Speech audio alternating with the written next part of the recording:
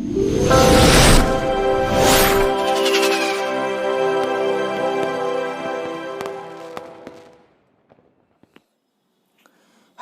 OP classes के digital platform पर आप सभी का एक बार पुनः स्वागत है।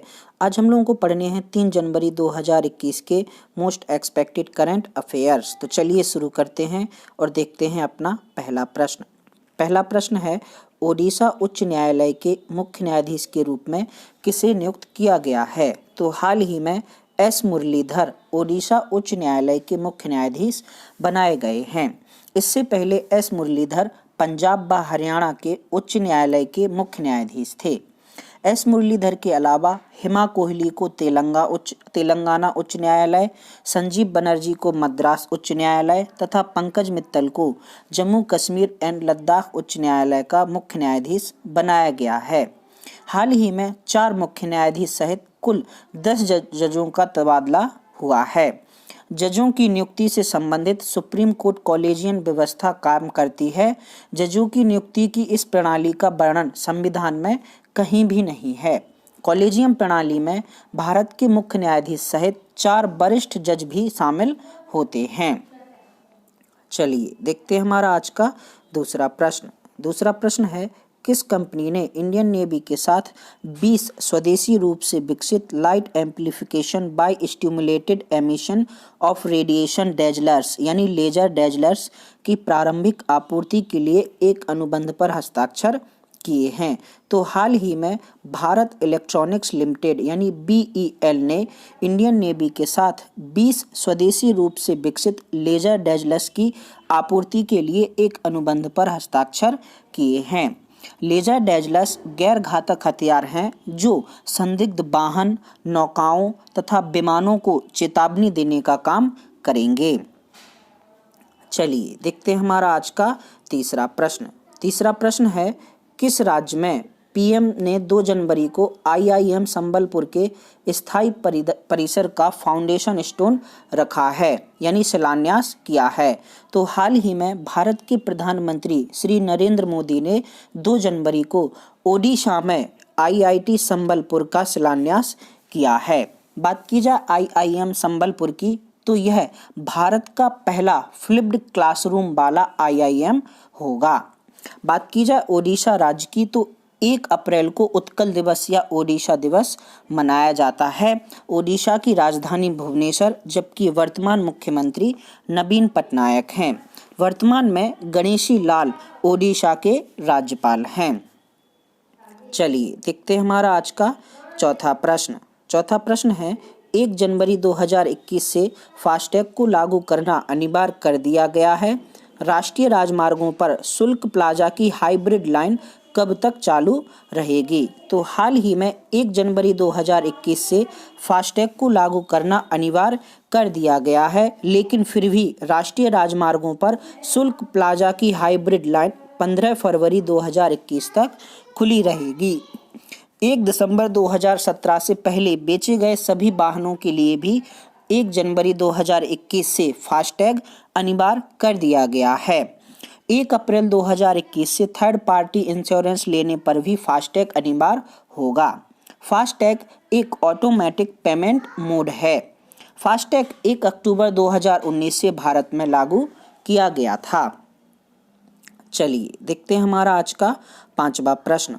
पांचवा प्रश्न है, दिसंबर में गुड्स एंड सर्विसेज टैक्स यानी GST से क्या राजस्व एकत्रित किया गया है? तो हाल ही में दिसंबर माह में GST से कुल 1.15 लाख करोड़ राजस्व वसूला गया है। भारत में GST 1 जुलाई 2017 से लागू किया गया था। अब तक दिसंबर 2020 में जितना राजस्व GST के माध्यम से वसूला गया है, किसी भी महीने में इतना GST राजस्व नहीं वसूला गया था।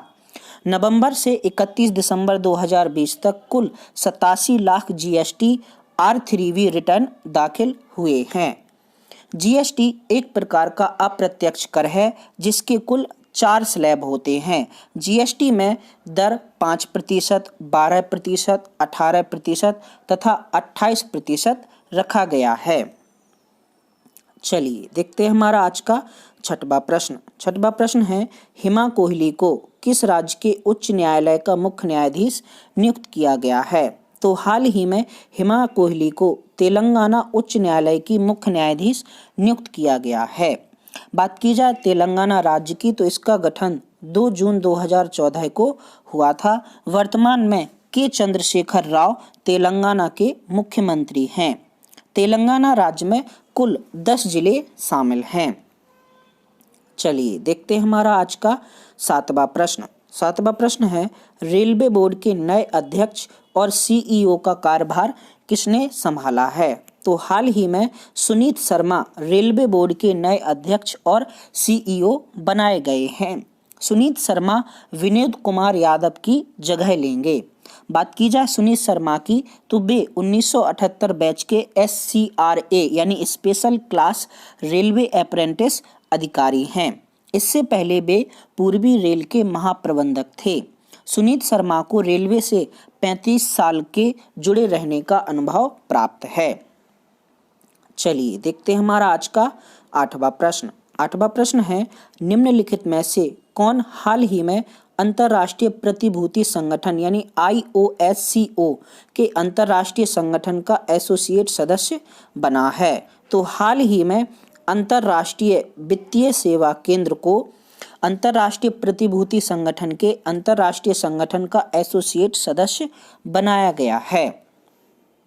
चलिए देखते हैं हमारा आज का नौवां प्रश्न।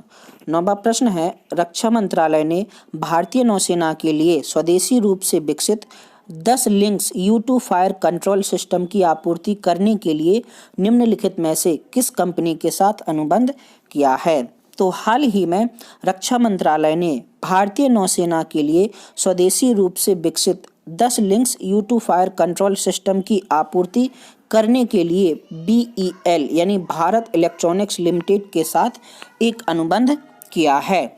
यह अनुबंध कुल 1335 करोड़ रुपए का है, जिसमें नेवल गन फायर सिस्टम शामिल है।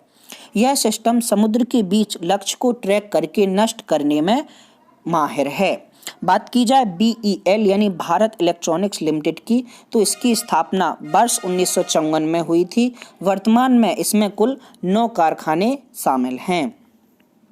चलिए देखते हैं हमारा आज का 10वां प्रश्न। 10वां प्रश्न है, अंतर्राष्ट्रीय वित्तीय सेवा केंद्र प्राधिकरण IFSCA के वर्तमान अध्यक्ष कौन हैं? तो वर्तमान में इंजेटी श्रीनिवास अंतर्राष्ट्रीय वित्तीय सेवा केंद्र प्राधिकरण के अध्यक्ष हैं। इंजेटी श्रीनिवास 3 साल के लिए अंतर्राष्ट्रीय वित्तीय सेवा केंद्र के अध्यक्ष बनाए गए थे। वे 1983 बैच के IAS अधिकारी हैं। बात की जाए अंतर्राष्ट्रीय वित्तीय सेवा केंद्र के मुख्यालय की, तो IFSCA का मुख्यालय गुजरात के गांधीनगर में स्थित है। चलिए देखते हैं हमारा आज का क्वेश्चन ऑफ द डे। 3 जनवरी 2021 का क्वेश्चन ऑफ द डे है, भारत के सबसे लोकप्रिय लोक नृत्यों में से एक छऊ या मयूरभंज किस राज्य से संबंधित है? असम, जम्मू कश्मीर, हिमाचल प्रदेश या फिर ओडिशा।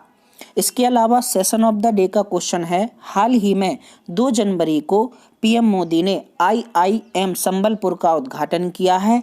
IIM संबलपुर ओडिशा में है। किस तिथि को उत्कल दिवस या ओडिशा दिवस मनाया जाता है? दोनों प्रश्नों के जवाब आपको नीचे कमेंट बॉक्स में कमेंट करके बताने हैं।